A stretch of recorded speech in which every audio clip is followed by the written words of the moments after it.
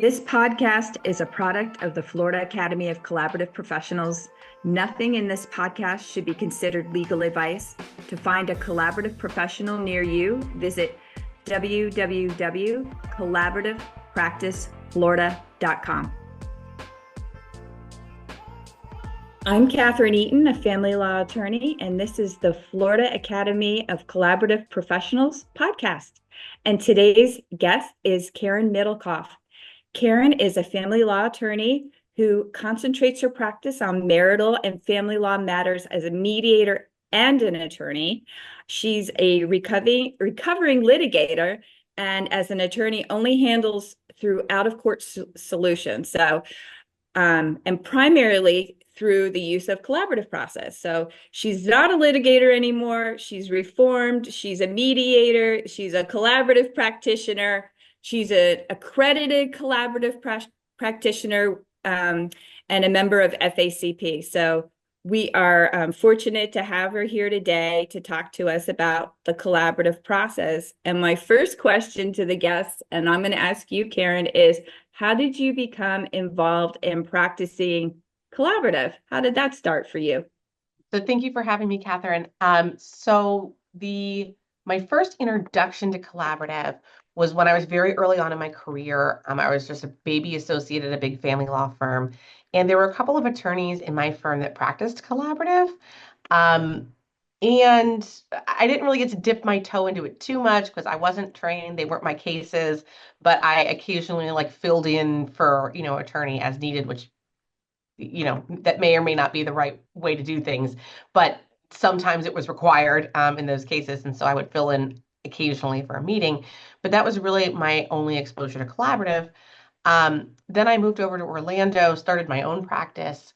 And at that time, I was presented with the opportunity to take the training because there's the training for professionals here in Orlando at Barry. I took the training. And right about the time that I took the training was when my husband and I got engaged. And as I was taking the training, we were faced with the task of having a prenuptial agreement prepared. My husband has a family business. It's multi-generational.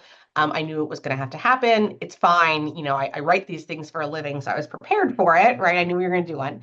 But I didn't really know how we were going to do it and what it was going to be like. I'd never really been in the shoes of a client before. And as I was going through the collaborative training, I was thinking to myself, this is how I want to do our prenup, is through the collaborative process. And presented it to my husband. He was on board, and we did a prenuptial agreement through the collaborative process. So we each had an attorney, we had a neutral facilitator, and we had a neutral financial person.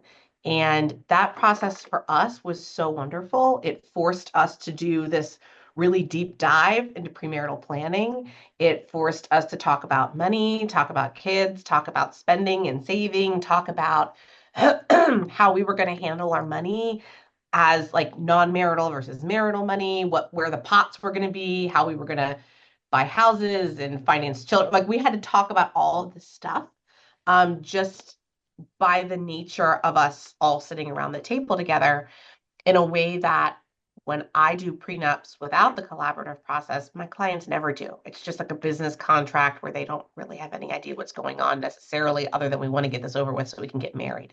And that was not my experience at all during our process. It was such a great pre-marriage boot camp, basically, for my husband and I. And so because that was so great, I decided I wanted to practice it more, and I started building my own collaborative practice. And then fast forward to 2022, I had my son, Bradley. And when I had my son, once I was pregnant, I decided I don't need the stress and the misery of litigation anymore. It's really hard, not only on clients, but also on lawyers. It just is. And I decided to wind down that part of my practice. My partner handles all of our litigation now.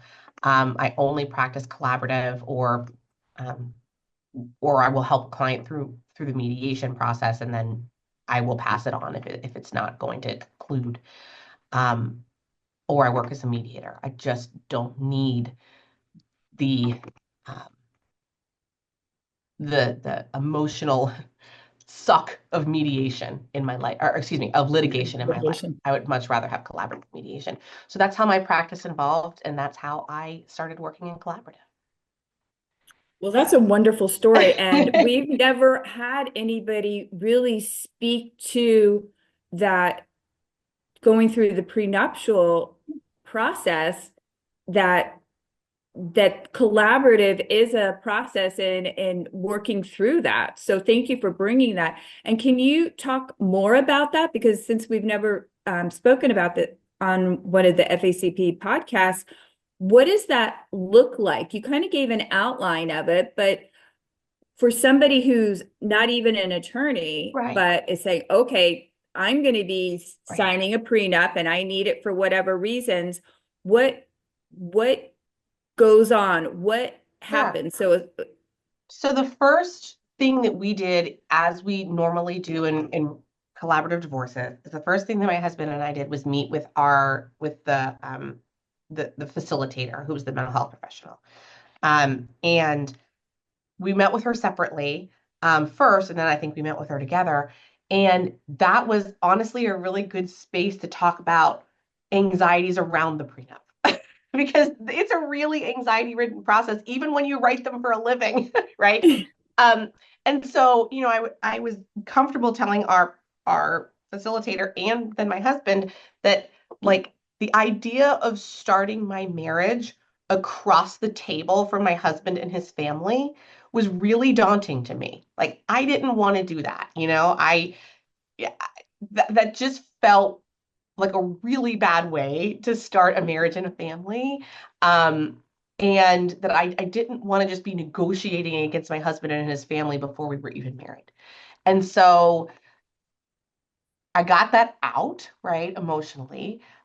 We talked about it. We talked about how we were going to handle it. We talked about how the other players would be involved because they had to be, right? Because it's a familial yeah, business and it's yeah. multi-generational and it's not just mom, dad, and grandpa. There's other people involved, right? And so that's a lot of what we call shadow figures involved by necessity, right? And so we kind of planned on at first how we were even going to handle this process, who was going to talk to whom, when, how, like those sorts of things. So that sort of um, helped a lot with my anxiety. So that was sort of stage one. Then we had to pick the financial professional, and then we had to do the normal financial disclosures that we would normally do. Mine was easy, right? At that point in time, I was, a younger lawyer, didn't have much but law school loans, and that was a piece of cake. But not so easy on the other side. Totally fine. It just was also a really interesting opportunity for my husband to learn more about his family's business, about the way that things work, and sort of get an education about all of those different things. And he's not even involved in the business. He's a teacher, right? So that's not his primary area of focus. And so it was a really interesting opportunity for him to sit down with some of the people in his family and to sit down with his lawyer and our financial professional and sort of digest it all in a way that he just never had before. So we sort of did all that disclosure process. And then we set our first team meeting where we sat down and we talked about, okay, what goes into a prenup? We got to talk about divorce. We got to talk about death, right? So those are like the two big things you deal with in a prenup. But we also have to talk about, those things we don't want. Those are things we don't want to happen. There's plenty of things that we do want to happen that can also be addressed um, in a in the prenuptial agreement in a certain way. So for example, I had moved into him in his house. It was a wonderful house, but it was his, and that was fine. What were we going to do if we wanted to have a different house? What were we going to do if we had children? And what were we going to do if we needed to use separate funds to improve our house, right? Or to get a different house? Um, those are conversations that we had before we ever even got married. And so by the time it came around in our marriage, we had like we had already planned for it. And it made that a lot easier for us. And we just had honest conversations. I think it only took us 2 meetings and a signing meeting. So it was actually pretty quick. Um, but it gave us they gave us a lot to think about, a lot of homework that we then would go home and talk to our family members or talk to our friends or talk to each other about. And then we would come back and tell them, okay, these are the parameters or the things that we're thinking. Our team helped us sort of um, guide us into how we could put it on paper. And then we signed it. And then that was it. And then they all sent us a wedding gift. And that was great. That's a great story. And talk a little bit too about some of the other things that go in it. I know is how you are going to handle your family finances. So when you Yeah. have two people earning money, then so did your prenup, not to put all your personal No, it's business in fine. there, but did you then have provisions as to what you guys do with your incomes, what Sure. you put Yeah. yourself on a budget, put yourself on Yes. retirement, what We had to do exactly? all of that. So before we started the prenup process, we lived together in Dan's house and we literally split everything. We actually had this app called Splitwise, which is a great app if you're like going on a bachelorette party or something, where you just put like if one person gets the check, you put it in the app, and at the end of the party, you hit reconcile and it shows you who owes who what if you're splitting everything equally. It's a great app, right? We just used to use that app for everything. We would go out to eat, someone would pay for it, we'd put it in the app. At the end of the month, we'd true it up, right? That's a great way to live if you're not married, but you can't do that when you're married, right? So, yeah, so we actually had to sit down, look at what we actually spend because we didn't really pay much attention to that. We also had to disclose what we spent individually, right? Like, he belongs to like 15 fantasy football leagues, right? I spend a lot of money on, my hair and my nails and my clothes and, things like that, right? And we just had to sort of talk about that in ways that we never had. And then we had to also pick a financial planner and meet with a financial planner and talk about whether or not, how we were going to save, what we were going to do with retirement assets, if they were going to be marital or non-marital, how we were going to contribute to our incomes or contribute our incomes into like an operating account. I mean, we had to plan for all that. We basically had to make the shift from, all right, we're going to split everything 50-50 and never again the two shall meet to now we're going to be married and we're going to have to figure something different out, right? So they helped us through this process. It hadn't, not just the document. I mean, the document's the document, right? But the actual process helped us make that shift and come up with ideas for how we were going to handle that.